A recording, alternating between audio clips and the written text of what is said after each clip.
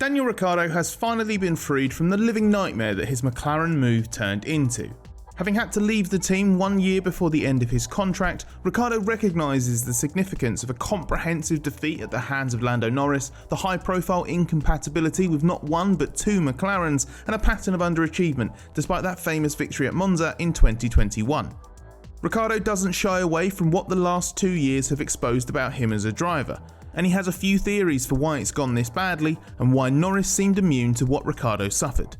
We'll explain all that and more, and as we do, make sure you have your say in the comments, and if you like the video then hit the thumbs up button, subscribe and ring the bell to be notified whenever we publish new videos in the future. Ricciardo is honest about the responsibility he must take for the McLaren move failing. If he was perfect, he would have found a way to deal with this. That could just be us being blunt or harsh, but it's actually exactly what Ricciardo said when we interviewed him as his McLaren stint was coming to an end. The fact is, Ricciardo's not got all the answers he'd like, and the exhausting, confusing truth is that sometimes he and McLaren thought there were clear signs of progress before the process would just restart. That's partly why they've split. They were just going around in circles, never really making progress despite the best efforts of both. It caused its own problems, which we'll come to later, but for now let's focus on what Ricciardo admits it says about him, that ultimately he's not adaptable enough.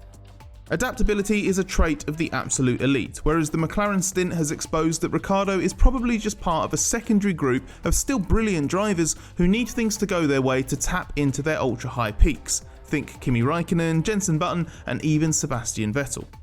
In 2021, Ricciardo's main issue with the McLaren seemed to be confined to braking technique and the way the 2021 car needed to be manipulated on the brakes to get the rear rotated properly. Norris could do it, but Ricciardo really struggled. It clashed with his natural approach and he had to strip his driving style right down to the basics for the first time in his career to try to get on top of that. There was progress even though it was never perfect, but if the 2021 car was fiddly to figure out, then the 2022 car has been a far more perplexing puzzle. It behaves strangely under braking to the apex and is quite unpredictable. Norris has talked about this as well, but again the difference is he has been able to adjust enough to deal with it. Ricciardo hasn't had the same joy, so he either drives within himself to avoid going near that limit that he's uncomfortable with, or sometimes there will be a bit more understeer dialed into his car to keep it under control. Either way, the result is that across two different McLarens built to very different regulations, Ricciardo's not as fast as Norris and says he's been left driving in a reactive state. His description of what that feels like in the car is really fascinating, because it helps show how frustrating and confusing it's been for him. The best way I'll probably put it, or one of the ways I'll put it, is like you're driving in a reactive state. I mean, you're approaching a corner, and in a way, like your mind is already on the exit of the corner. You're kind of driving through the corner, but a lot of the time it's like, okay, I'm driving in the braking zone, now I'm driving in the turn-in area, now I'm driving in the throttle phase, so it's like I'm, taking the corner in 5 steps when, in a way, it should just be like you should approach it like one, if that makes sense. So I'm waiting, reacting, and because it's hard to, obviously it's been hard for me to know what I'm going to get by the time I get to the apex, and the times where I do, let's say, try to put the trust in it and not overcomplicate it, I'll get to the apex and I'll be like, I'm that. Like why am I here, or why is my trajectory that? So for any driver, that must be incredibly frustrating, and it's partly why Ricciardo's not just jumped into any seat for 2023. He's realised how important it is to find something that suits him more naturally, so he doesn't have to go through all this again. The bottom line is that Ricciardo still remains confident in his underlying ability, but he's been forced to admit he needs a certain type of car to really tap into it. Ricciardo's 2021 Italian Grand Prix win still serves a purpose for him, as he sees it as proof that he will find a way to win if he has the car and the opportunity. As he told us, I have weaknesses and unfortunately this car's exposed that, but you give me a car to win and I'll win. There is still a part of Ricciardo that does want to work out for sure he does have what it takes. His year on the sidelines is primarily so that he can recharge mentally, but he's also curious to get in the Red Bull simulator and hopefully behind the wheel of its 2021 car. That way he'll get a different reference for where he's at as a driver and find out if it was just the McLarens he couldn't get on with, or in his words, if he's just gotten a bit old. The reason Ricciardo feels he needs assurance of what level he can actually still drive to is that ultimately Norris could do things with the McLarens that he couldn't. Norris's performances were proof that whatever explanations there were for Ricciardo, the end result was the same. He just didn't do as good a job. One of the most painful parts of Ricciardo's very raw accounts of his time at McLaren was when he would describe how he could see what Norris could do on the data and on onboards, but simply couldn't replicate it. Ricciardo would also be baffled in races where he would be up to a second a lap slower at times during a stint and have no idea how or why. That was actually a bigger concern for Ricciardo, as while he accepted that a bit of discomfort in the car might explain why he lacks a tenth or two to Norris when the car's on the absolute limit in qualifying, that should settle down in the race. But instead, Ricciardo would find himself hearing Norris talk about the car coming alive in certain phases of a Grand Prix, which he's never felt, leading Ricciardo to think, something's up, this isn't normal. This was especially hard to get on top of because there was no real deviation on setups and Ricciardo never felt that Norris was getting preferential treatment. Norris has also tended to offer the same feedback as Ricciardo too. He's hardly delighted with the MCL36, he's just handled it better. Ricciardo puts the Norris factor down to two things. One, Norris is very good. He praises how in tune Norris is with the technical side and acknowledges he's obviously a very talented driver. But the other part is, in Ricciardo's words, ignorance is bliss. And while he subsequently admitted he might have done Norris a disservice with that exact phrasing, he didn't mean anything disrespectful by it. One of the big misconceptions has been that the McLaren is designed around Norris's needs. Norris laughs that off. He joked in Abu Dhabi that if McLaren has tried to make a car that suits him, they've done a terrible job of it because he really didn't like the MCL36.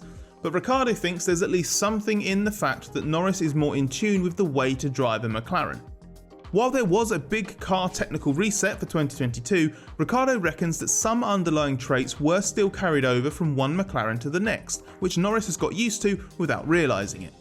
In short, while Ricciardo has struggled to rid himself of the expectations of how a car should feel, especially from his Red Bull days, Norris is just dealing with what McLaren's produced. And unlike Ricciardo, he has no previous habits to unpick. There may be some truth to this, but it's also a bit of an oversimplification. For example, Norris has had to adapt his driving for this year's car. And even if it was tougher for Ricciardo to do the same, to go back to the first theory, he would have found a way to make it happen if he was capable of it. So we've covered how this exposes a specific deficiency on Ricciardo's side and what Norris could do that Ricciardo couldn't. But what about McLaren's role in this? McLaren's copped a big financial hit to jettison its biggest signing in years early, knowing also that Ricciardo's points return was key to the team not finishing fourth in the championship in 2022, while Ricciardo's been forced onto the sidelines and his reputation has suffered. Both sides could feel resentment towards the other, but that hasn't happened. Ricciardo's professionalism has been impeccable and universally praised by McLaren, which has also admitted it has an equal share in the responsibility for this not working out. Ricciardo's never blamed McLaren, but there have been some disagreements about how this was all handled, mainly in hindsight, but also some differences of opinion along the way. For one, Ricciardo's efforts to direct McLaren towards solving the problem by giving him the car he needs have come to nothing. He doesn't hold that against the team, as he says they understood where he was coming undone, but it wasn't easy to then develop the car around that. The hint is that McLaren's old wind tunnel was a factor. Perhaps with the new infrastructure that's being built at Woking but won't be in use until the end of 2023 at the earliest, McLaren would have viewed the problem differently or identified a different potential solution. This speaks to quite a common clash between drivers and teams, even with the likes of Lewis Hamilton and Mercedes, where the driver wants to go in one direction with the car, but the team stands by its data and says no, this is the fastest way. It's possible that with McLaren this manifested itself in the car traits that Ricciardo was so incompatible with.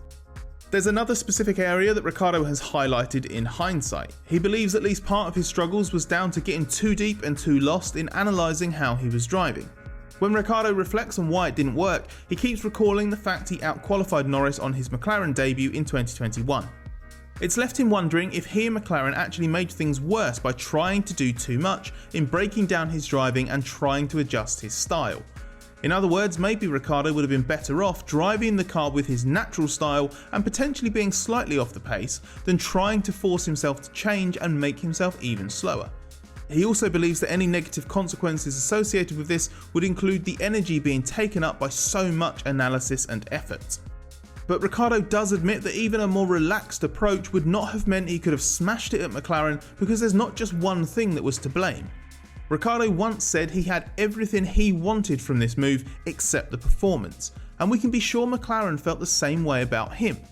But while that is a nice sentiment in one way, it also just adds to the disappointment of how this played out, and the confusion around why Ricciardo and McLaren never fully understood the cause of what went wrong, let alone found a solution.